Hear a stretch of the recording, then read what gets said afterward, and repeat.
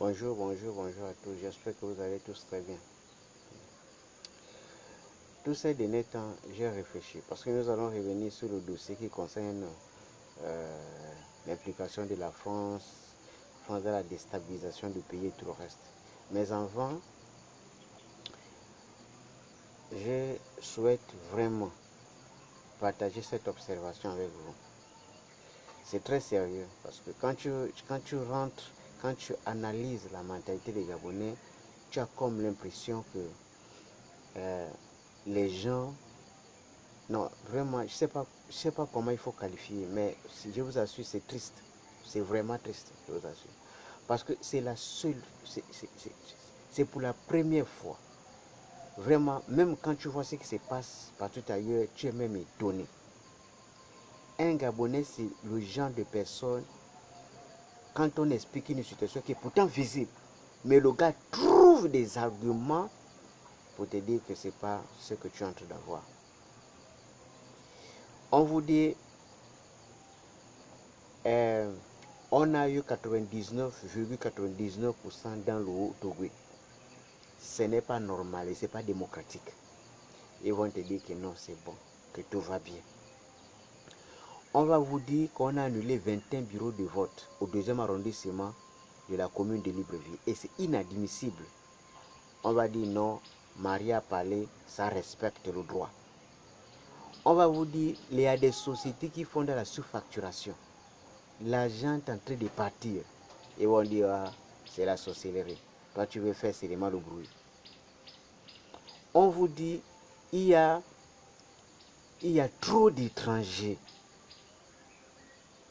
au poste de responsabilité. On va dire, non, tu es xénophobe.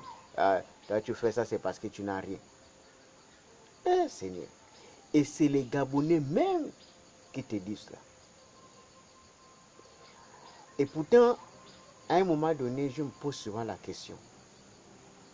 Imaginez ces mêmes Gabonais qui profitent à chaque fois que d'autres Gabonais se soulèvent pour contester une situation et ils profitent pour aller négocier. Imaginez un seul instant si nous tous, on allait tous négocier.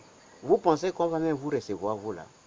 Vous profitez souvent parce que les autres boudent. Et c'est d'ailleurs pour cette raison que moi je propose que si la mentalité des Gabonais qui continue, c'est mieux qu'on transforme ce pays en royaume.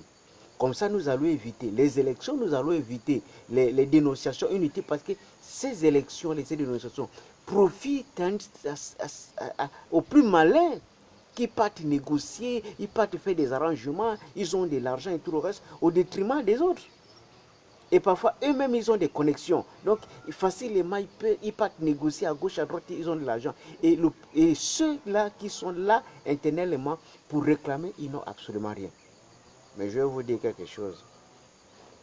Ceux qui sont idiots, ce sont les leaders d'opposition là. Parce que ces mêmes leaders-là, je vous assure, si demain ils sont au pouvoir, ils vont oublier les gens qui se battent tous les jours là et qui n'ont rien. Demain, quand ils vont arriver, ils vont commencer par dire non, toi tu ne peux pas être à ce poste, tu ne réponds pas aux critères. En temps, les gens qui vont nommer là, ils ne sont même pas là. Ils ne se battent même pas. Ils sont tranquilles. C'est ce qui va se passer si ils arrivent au pouvoir. Ils vont oublier les gens qui se battent tous les jours. Et d'ailleurs, même quand tu assistes à les réunions, tu vas entendre. Les gens qui ne se prononcent même jamais, c'est eux qui conseillent souvent les leaders. Là. Tu vas dire, oh, il ne faut pas se suivre là. Il est mangé. Moi, j'ai assisté à une réunion là où on a critiqué, par exemple, Eric Otité. On a dit non, parce que lui, il est mangé. Hier, moi, j'étais avec Eric Otité.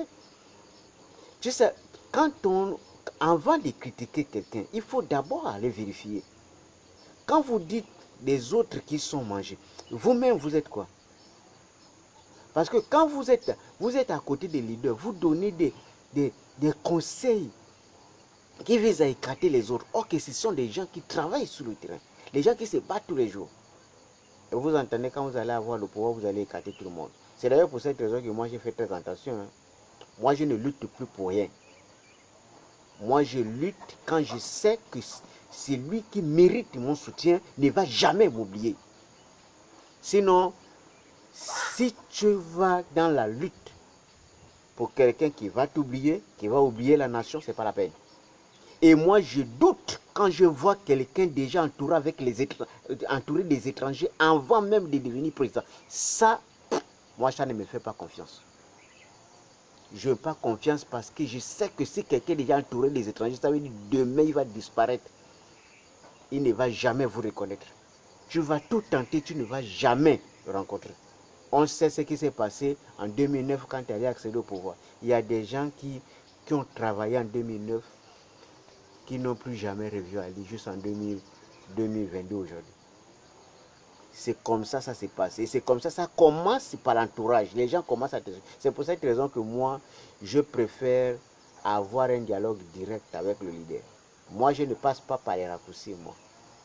Ma position, je donne ma position à ceux qui ont la décision. Pas aux petits voyous du quartier qui vont et te prennent pour de n'importe quoi. Et puis, non, arrêtez votre histoire là. C'est pas sérieux.